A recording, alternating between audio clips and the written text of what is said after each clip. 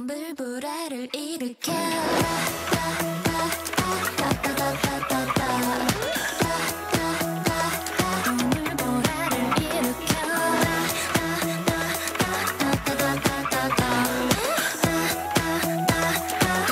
오늘 선곡 흥이 좀 올라오는데요. 대세 걸그룹 오마이걸의 돌핀으로 뉴스가 음악을 만났을 때 시작해 보겠습니다. 백경민 기자와 함께합니다. 백 기자 안녕하세요. 네, 안녕하세요. 말씀하셨다시피 이 노래 중독성 있는 멜로디로 인기를 끄는 음악입니다. 네. 그런데 오늘은 음악과 반대로 다소 좀 무거운 얘기로 이야기를 나눠볼까 합니다. 선곡하신 돌핀 노래와 무거운 이야기 좀 안 어울릴 것도 같은데 어떤 내용인가요? 네, 바로 예술 영화입니다. 코로나19로 가장 큰 타격을 받은 산업이 지금 영화계라고 해도 과언이 아닐 겁니다. 네. 매출이 거의 반토막을 넘어서 80~90%나 떨어졌다고 하는데요. 이것도 상업 영화관 이야기지 예술 영화관 사정은 더 심각합니다.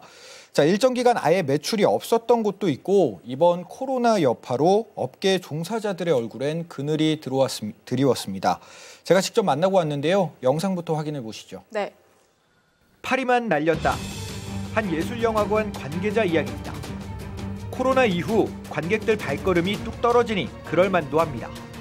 결국 인력 감축까지 예술영화계의 올 봄은 그 어느 때보다 추웠습니다. 지금 5,000명, 2만 명 한 거면 거의 한국 20만 명 되는 수준이다.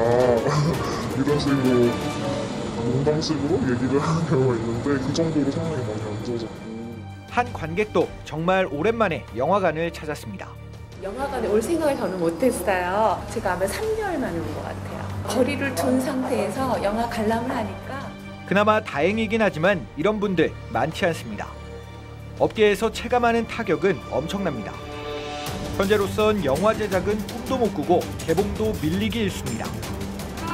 영화들을 많이 성공이 잡고 했는데 너무 개봉작이 없다 보니까 다른 상황이 그러니까 사전 실시 못하잖아요. 그래서 그 부분이 너무 불편하다.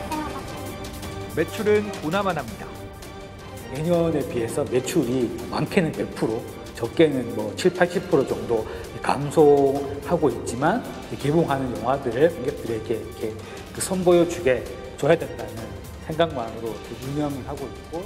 팬층이 견고한 예술 영화지만 포스트 코로나 시대에 살아남을 수 있을지 걱정이기도 합니다. 지금 상태로는 제가 보기에는 그런 영화는 어떤 스폰서링이나 문화적인 지원을 많이 받아야 될 것 같아요. 빼앗긴 들에도 봄은 온다지만 코로나가 휩쓴 예술 영화판은 참담한 실정입니다. 저도 가끔씩 예술 영화를 보기는 했는데 요즘은 코로나19 때문에 아예 생각도 못했거든요. 생각보다 상황이 심각한데요. 네, 정부에서 나름 170억 원 규모의 지원책을 내놨는데요. 네. 정작 업계 관계자들은 실정을 모르는 것 같다며 원성이 높았습니다. 올 스톱된 현장을 직접적으로 살릴 수 있는 대책이 돼야 하는데 그런 부분을 전혀 반영하지 못했다는 게 관계자들 이야기입니다.